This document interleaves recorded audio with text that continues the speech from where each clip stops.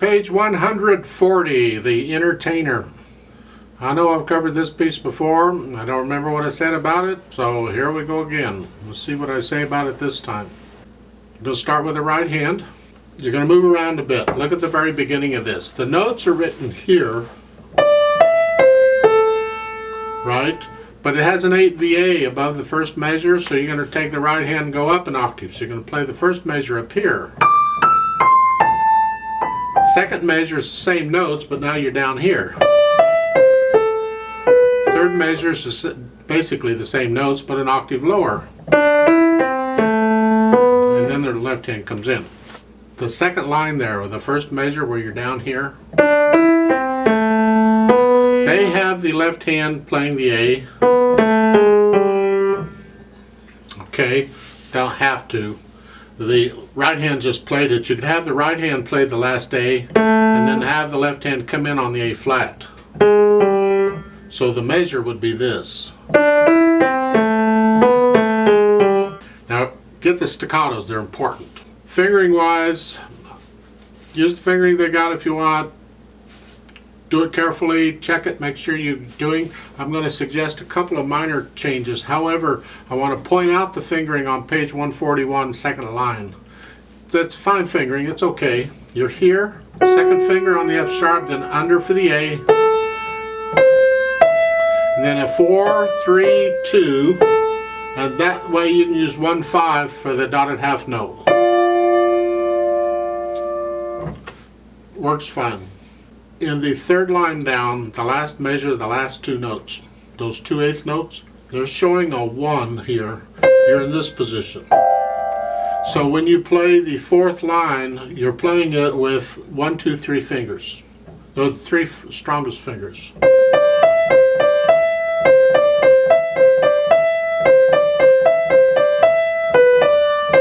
Okay, it's okay.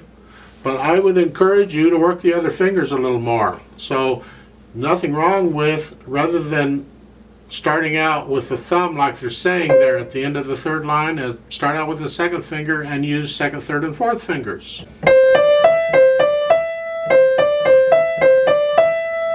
It can be fun. Try it out and see what you think.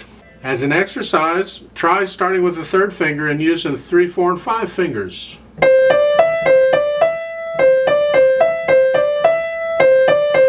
Technique wise, again, regardless of which fingers you're using, I suggest you transfer the weight from one note to another. Don't just hold your wrist still and try and get the fingers to do it all.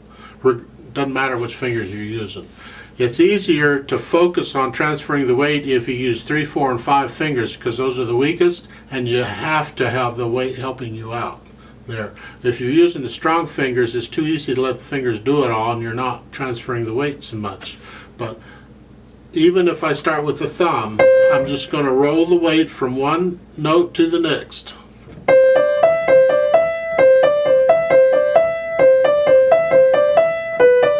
I'm not moving the fingers hardly at all.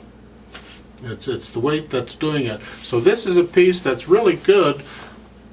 Different times of playing it, used different fingerings in this passage so you can exercise the right hand here. This is great. Keep your fingers down on the keys. Don't let them flop around. Yeah.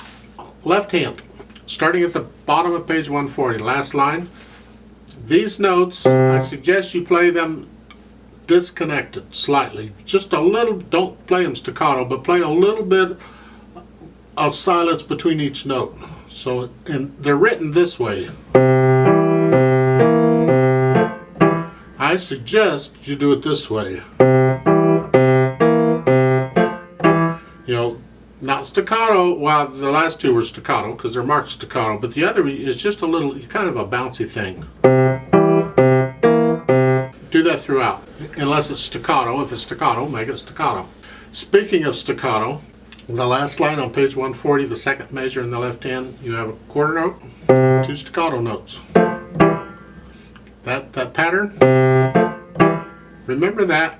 Now go up to page 141, first line, last measure, left hand.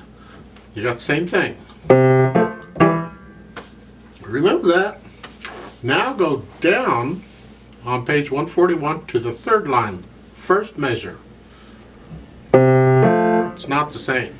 They're not staccato, and it's an important difference. You can disconnect them, but don't play them staccato. So what's that about? Why aren't they staccato? Well, this is typical in music.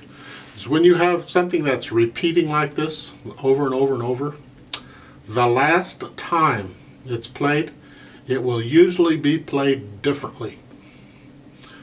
It could be different notes. They change the notes slightly. Or in this case, it's the articulation. So I bring it to your attention so you're aware of it, so you can do it. These little things in music that can make all the difference in the world. You may say, that's not important, I'm just going to do what I want. But eventually, hopefully, you'll come to realize that these really do make a difference. At the bottom of page 141, in the first ending for the left hand, those are all staccato, right? I would use finger staccatos for the 3/4 notes. Single ones. Use wrist staccato for the chord.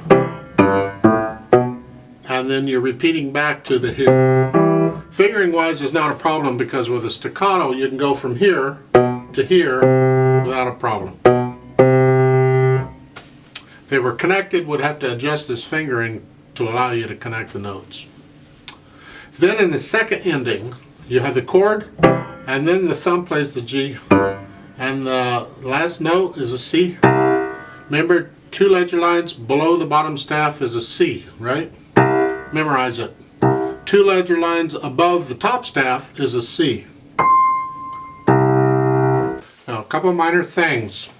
Asking you to get really picky. At the beginning of this, when you play the staccato note, the last note in these measures here, don't accent it. The tendency is to accent it. Don't. Keep it light.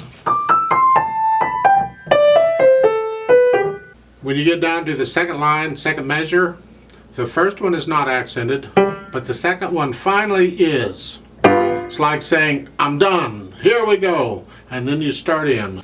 Fingering wise, they're fingering in the right hand for this 1, 2. It's fine. I tend to do a 2, 3, 1 because I don't like repeating I'm liable to do either one when I play this, who knows. Now in the left hand, page 140, last line, last measure. You have a quarter note, quarter rest. On these, I suggest you hold the quarter notes out full length. So you're going to lift the quarter note up when you play the D in the right hand, because that's on beat 2, so it's... And then you'll lift the other quarter note up when you play the last beat. There. This happens elsewhere, and I suggest the same thing. Hold those up and coordinate it with the right hand. So you're lifting that note up at a particular note in the right hand. You'll figure it out. On page 141, second line, second measure, those, you're coming off of a 3-1 for the F sharp A from the measure before, but it's a staccato. They're saying a thumb. It's okay. I tend to use second finger on that one. For the first note of the second measure, to me, it's there, so I use it. And then I go down with a... At the beginning of this, there is a note that says not fast. That was a smart thing to do because people, even with that note, you will hear recordings of this where people are just blazing this out. It's just terrible. It's a... And that is not the intent of this type of ragtime music. Okay, this is supposed to be like a predecessor to jazz music. It's just, we don't rock the eighth notes; they're played evenly, but it's out of character to play this sort of thing fast. Ragtime is not necessarily fast. There are people who just want to sit down and show, watch the fingers fly and have fun. I'm not talking about that. I'm talking about playing it musically. And that it means don't take it fast. When we play it together, we're going to play it really slow anyway. But when you play it on your own after you learn it, don't take it fast. To keep it down. How fast is fast, I don't know. You'll have to judge. But I'd keep it about that. I wouldn't take it much faster than that. I think that's about the speed it should go. Now, I would suggest one slight fingering change in the left hand. You don't have to, of course. But take a look at page 141 in the 4th line down in the left hand. You have all eighth or half notes, right? Here, then here, then here, and then here, and then here. I suggest connecting the bottom note of each one. And to do that, I'm going to change the fingering. So it will be a 1, and then a 2-1, and then a 3-1, and then a 4-1 for the put a 4 on the A flat, and then at the last line it would be a 5-1. That way I can connect those as you're going through it, because we're not using pedal to do it. And this is a little bit of contrast from before. We like contrast in music. It doesn't all have to be the same, so that's what I suggest. So the right hand's going to start out here. The left hand will be over here eventually. And no pedal. I'll give you 4 counts. 1, 2, ready and go, and.